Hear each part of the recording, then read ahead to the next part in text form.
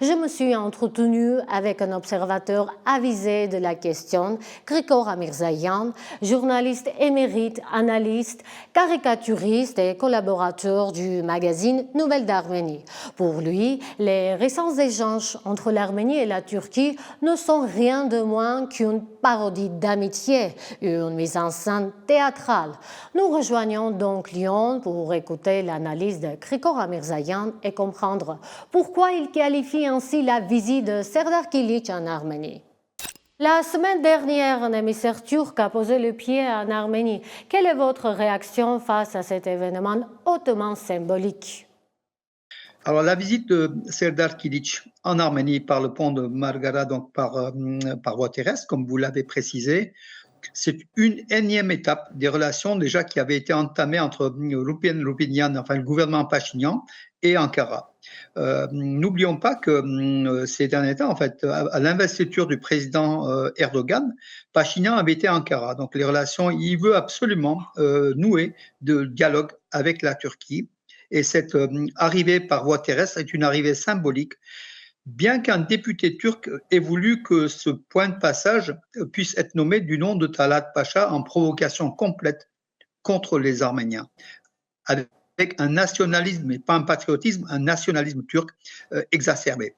Bien sûr, pour nous, c'est que, comment dirais-je, moi je pense que ce sont des images symboles, mais qui n'affectent pas le peuple arménien, puisque le peuple arménien, face à ces mises en scène, est pratiquement insensible. Oui, pas insensible, on est irrité même de voir cela, parce qu'on sait qu'Ankara, il a déclaré déjà, le ministre Hakan Fidan, le ministre des Affaires étrangères de Turquie, a déclaré que la Turquie ne signerait pas d'accord avec l'Arménie de relations diplomatiques et ouverture des frontières avant la signature de l'accord de paix entre l'Arménie et l'Azerbaïdjan, sans doute en 2026 ou sans doute au calendrier grec, puisqu'avec l'Azerbaïdjan du dictateur Aliyev, il faut s'attendre à tout. Donc le gouvernement pachinian essaye de dire que le dialogue est en place et qu'on veut… En fait, c'est pratiquement dans un sens unilatéral. L'Arménie fait des gestes de bonne volonté et la Turquie, bon, lâche Serdar Kilic, mais c'est, comment dirais-je, c'est une parodie d'amitié. La Turquie, pour lier des liens d'amitié, enfin des liens de coopération avec l'Arménie, attend le feu vert de Bakou. Et justement, tout ça, c'est de la mise en scène théâtrale qui nous amuse et qui nous irrite. Tout simplement, moi, je ne prends pas au sérieux ces traversées de frontières à pied, pourquoi pas en avion, pourquoi pas par voie, je ne sais pas, par le train, à Alexandropol, à Gümri. Moi, je suis très, très sceptique face à ces images. Croyez-vous réellement à une possible amitié entre la Turquie et l'Arménie? D'ailleurs, ce mot amitié avait été utilisé tout d'abord par le président américain Donald Trump.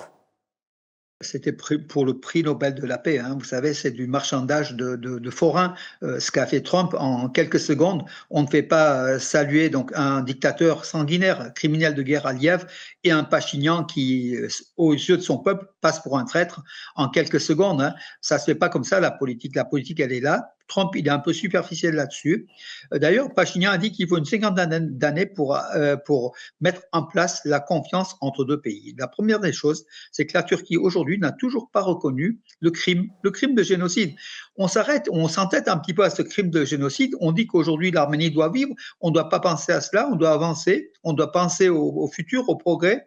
Mais vous savez, quand à côté de chez vous, dans l'habitation juste à côté, en voisin, vous avez un assassin et vous le savez, lui il le sait, mais il dit qu'il n'est pas assassin et qu'il n'y a pas eu de procès, la situation est, comment dirais-je, est ubuesque. Elle est très, très compliquée. L'Arménie, pratiquement de façon unilatérale, espère, et alors que du côté d'Ankara, on doit sans doute, encore une fois, rire sachant que l'Arménie, après la guerre de 44 jours en Artsakh, est dans une situation de faiblesse. Voilà, donc dans ce challenge, dans ces accords, amitié entre guillemets, il n'y aura pas d'amitié entre l'Arménie et la Turquie, il n'y aura jamais d'amitié entre l'Arménie et la Turquie, il y aura sans doute des relations de bon voisinage, mais l'amitié, aujourd'hui, on est très, très, très loin de l'amitié, et je crois qu'il n'y aura pas, puisqu'il y a eu un crime en 1915, et qu'il y en aura sans doute d'autres, on l'a vu à Artsakh, la Turquie a participé au crime contre nos soldats arméniens.